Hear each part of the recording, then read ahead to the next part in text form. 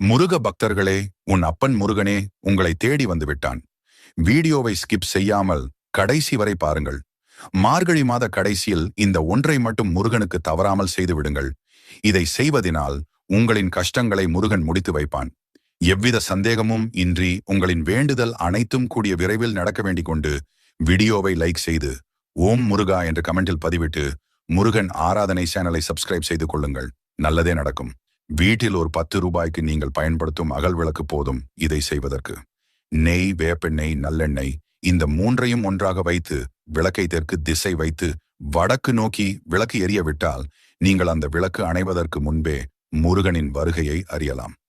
உங்கள் வீட்டில் இருக்கும் எதிர்மறை ஆற்றல்கள், கெட்ட சக்திகள், தடங்கல்கள், மனக்குழப்பம், பிரச்சனைகள், கடன் சுமைகள் என்று அனைத்து நெகட்டிவ் எனர்ஜியும் உங்களை விட்டு நீங்கி போகும்.